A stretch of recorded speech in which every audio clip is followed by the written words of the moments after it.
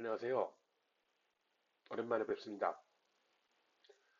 오늘은 기업회생의 개요에 대해서 살펴보도록 하겠습니다.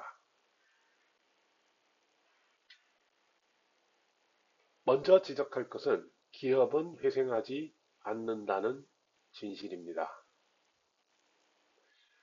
법이 회생이라는 말을 쓰고 있고 통칭해서 이 기업회생, 법정관리, 회생 절차 이런 말을 쓰는데 왜 회생하지 않느냐 뭐 이렇게 말씀드리면은 뭐 할 말은 없습니다. 그렇지만 어, 법 절차로 안 되는 기업이 좋아지지는 않는다. 이 진실을 지적하고 싶었습니다.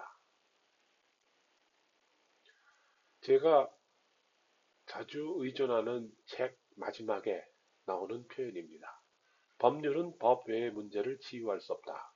법률은 어리석은 자를 현명하게 만들어 줄 수 없고 불운한 자에게 행운을 줄 수 없다. 법률은 잘 되지 않는 그런 기업은 꼭 망한다는 시장의 리얼리티로부터 단절해 줄 수 없다. 따라서 파산법의 목적은 그렇게 대단한 것이 아니다. 정직하지만 불운한 개인은 신선한 새 출발을 할 수 있게 해야 한다. 계속 기업으로서 가치가 있는 기업은 새로운 자본 구조를 취득할 수 있어야 하고 생존 가능성이 없는 기업이라면 효율적으로 업무를 정리할 수 있어야 한다. 이게 이 회생 절차, 파산 절차 이런 것들의 모습입니다. 그러니까 안 되는 기업이 회생한다고 하기보다는 계속 기업으로서 가치가 있을 때에는 새로운 자본 구조를 취득한다. 말하자면은 재무상태표, 즉 대차대조표의 이 대변을 새로 쓴다는 얘기겠죠. 이렇게 말하자면은 기업의 자본 구조를 새로 쓴다. 어떻게? 그 뭐 강제로 다수결로 이렇게 하는 거죠. 예, 이건 뭐 과거에 번역해 놓은 책이 하나 있습니다. 그래서 그런 기업 배정을 뭘로 이해하느냐? 저는 변태, 파산 절차의 한 형태, 파산 절차의 변형, 이렇게 이해하라고 얘기합니다. 파산 절차에서는 모든 채권자들이 소송을 하고 강제 집행을 하고 제각기 각자 각 뜯어먹기 식으로 제각기 권리를 주장하는 이런 상황을 하나의 장으로 통합하여 채무자의 재산을 현금화하여 배당을 실시한다. 이런 전통적인 목표를 가지고 있습니다. 실제로 어떻게 작용하느냐는 별 문제이고 어쨌든 법률은 공동의 강제 집행을 목표로 합니다. 즉 재산을 팔아서 현금을 만들어서 현금을 채권자들에게 나눠주는 것을 목표로 하는 것이죠. 그러니까 말하자면 강제 집행이 일반적으로 행해지는 것으로 보면 되겠습니다. 회생 절차에서는 이것을 뒤집습니다. 채무자인 기업이 재산을 유지 관리하면서 기업에 대한 새로운 권리를 관계자들, 그러니까 담보가 있는 채권자, 일반 채권자, 주주, 이런 관계자들이 가지도록 합니다. 그러니까 파산 절차에서 실현할 수 있는 청산가치보다는 더 나은 권리를 가지는 것이 전제가 되는데, 말하자면 채무자가 기업을 계속 운영하면 파산 절차보다 조금 낮게 배당할 수 있을 것이다 라는 그러한 가정 하에서 회생 절차를 실시하는 것이 되겠습니다. 그러면 역시 집합적 절차로는 누가 무엇을 어떻게 가지고 가느냐, 그 문제는 여전히 남죠. 첫째, 누가 채권의 존재 여부와 채권 금액을 확정하고 기업 가치를 평가하고 또 기업의 구조조정을 계획하고 실시합니다. 그럼 이것을 어떻게 나누는 거냐? 권리를 다시 규정하죠. 예를 들어 채권 일부를 뭐 출자 전환한다든가 주식은 상당 부분 소각하고 또 어쩌면 병합하고 이런 방식을 씁니다. 말하자면 재무상태표, 대차대조표 새로 쓰기라고 할 수 있겠습니다. 즉 청산형 파산제도의 변형된 형태로서 본질적으로 같은데 방법만 달리한다 이렇게 생각하면 되겠어요. 이 과정에서 이 기업은 계속 운영하는 것을 원칙으로 하지요. 회생 절차가 개시되면 알아서 이 담보를 가진 담보권자도 담보권 실행을 일시 정지합니다. 왜냐하면 이, 이 기업을 계속 운영하는 것을 전제로 하기 때문이죠. 자, 봅시다. 현금 대신에 기업 가치를 새로 나눠주는 것, 즉 대물변제라고 생각하시면 되겠어요. 그러니까 회생 절차에서는 기업 가치를 확정하고 채권과 지분권을 확정하여 가상적인 청산을 시행한다는 겁니다. 가상적인 청산을 시행한다. 그러니까 임의경매도 시행한 것으로 칩니다. 그것으로 각 채권자, 주주가 얻을 수 있는 가치를 산정해서 각자에게 그 이상의 공평한 변제를 얻을 수 있도록 제한하고, 다만 이와 같은 대물 변제를 하는 것이기 때문에 이 채권자의 동의를 받아야 되는 문제가 있죠. 그래서 채권자의 동의를 받는 절차를 어떻게 할 거냐, 그런 문제가 있죠. 만장일치로 동의를 하는 것이 가장 합당하겠습니다마는 항상 이 집합적인 의사결정에 있어서는 반대하는 사람이 이 저항을 하는 경향이 있습니다. 그래서 다수결로 정합니다. 공익채권 전액 변제를 전제로, 그러니까 임금, 조세, 운영비 이런 것들 말이죠. 이런 것을 전액 변제하는 것을 전제로 담보권 금액의 4분의 3, 일반 채권자 3분의 2 동의가 필요하며, 이 50억 미만의 소기업, 부채 50억 미만의 소기업이 행하는 간이회생의 경우라면 채권자 수의 2분의 1 및 채권액의 2분의 1로도 가능하게 되어 있습니다. 그러니까 재무상태표 새로 쓰기는 말하자면 대물변제에 해당하는데, 이것은 동의를 얻어야 한다. 그런데 만장일치가 어렵기 때문에 절대 다수결을 필요로 한다. 이렇게 생각하시면 되겠어요. 자, 이제 회생법원에서 쓰는 절차, 그 회생법원 홈페이지에서 퍼온 이 회생절차 개요입니다.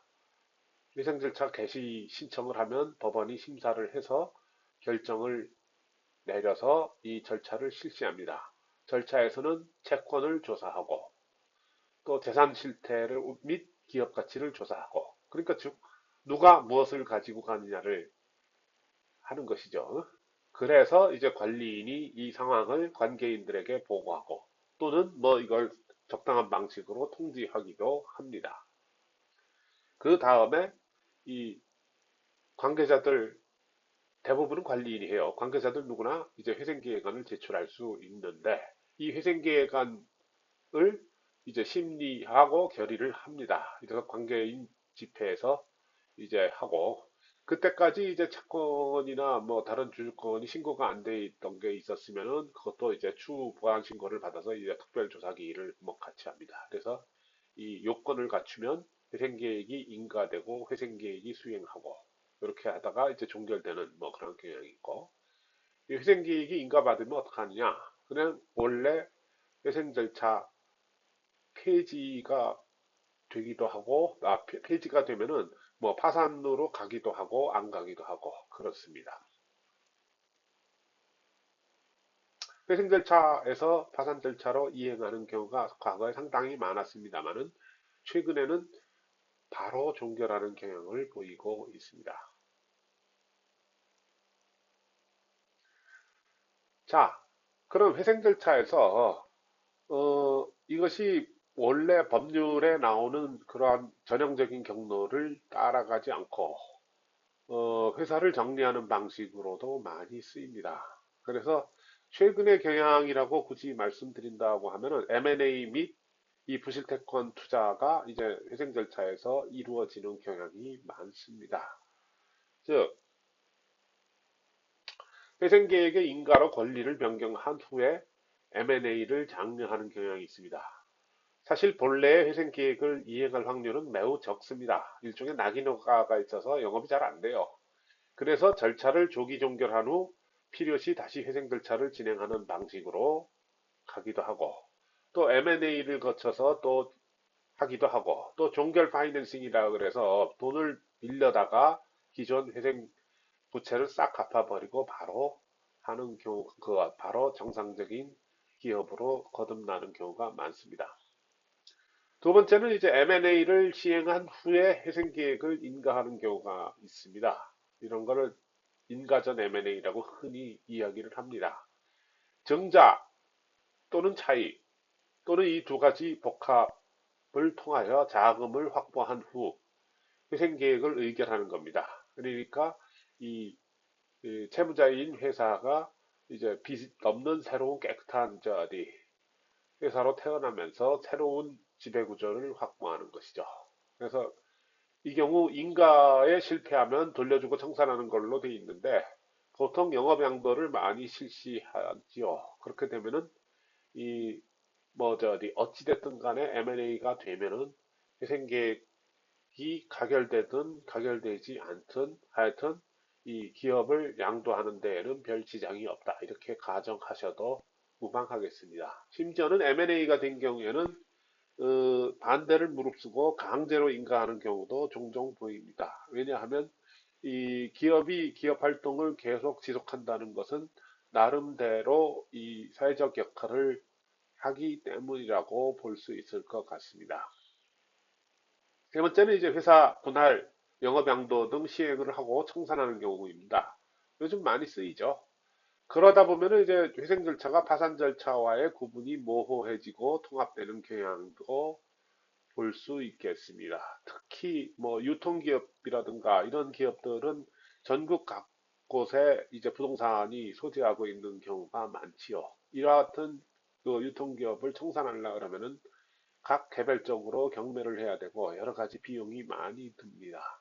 그러니까 이와 같이 자산 처분이 필요한 경우에도 이 파산 절차 대신에 회생 절차를 실행하는 것이 합당한 경우가 많이 있습니다. 회생 절차가 주는 이점은 과거의 권리가 살아나지 않는다는 점에 있습니다. 불가역적으로 권리가 변환되고 오너가 또 변경된다. 이렇게 생각하면 되겠습니다. 기업회생에서 면책의 의미는 결국 우발채무가 거의 완전히 제거된다는 점에 있습니다. 채무자 회생 및 파산에 관한 법률을 보면 회생계획 인가의 결정이 있을 때에는 회생계획이나 이 법의 규정에 의하여 인정된 권리를 제외하고는 채무자는 모든 회생채권과 회생담보권에 관하여 그 책임을 면하며 주주 지분권자의 권리와 채무자의 재산상에 있던 모든 담보권 소멸한다. 이렇게 되어 있습니다. 즉 과거의 권리는 불가역적으로 변동을 겪는다는 얘기가 되겠습니다. 그러면은 어떻게 되느냐? 모르고 있었던 채권이 있다. 이거 실권됩니다. 그런 그 실권으로 인한 손해는 어떻게 할 거냐? 가끔 이제 관리인이 이거를 뭐 고의 과실로 누락한 경우가 눈에 띕니다. 가끔 그래서 관리인들이 배상 책임을 개인적으로 지는 경우가 있습니다. 그렇지만 회사 자체로서는 어디까지나 이 실권효에 의해서 과거의 우발채무로부터는 단절되는 것이 원칙이겠습니다.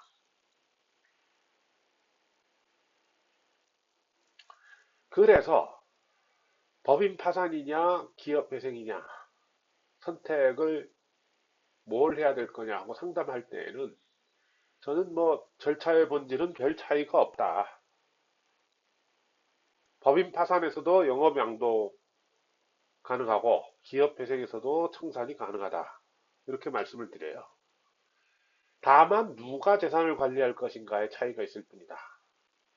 파산 절차에서는 파산관제인이라는 제3자가 관리를 하고 이 회생 절차에서는 원칙적으로 원래 운영했던 사람들이 계속합니다. 그래서 어느 정도 경영을 계속할 여지를 남기고 싶을 때에는 기업회생을 선택하는 것이 일반적입니다. 구체적으로 파산으로 갈 거냐, 회생으로 갈 거냐, 이렇게 했을 때, 제가 보는 기준은 그렇습니다. 지금, 금융 채권자들에게 돈을 줄 거냐, 아니면 근로자들에게 임금을 줄 거냐, 이 선택의 순간이 다가왔을 때, 그때는 일단 회생절차로 가서 종업원들 월급을 주는 쪽으로 택하라고 말씀을 드리고 싶습니다. 감사합니다.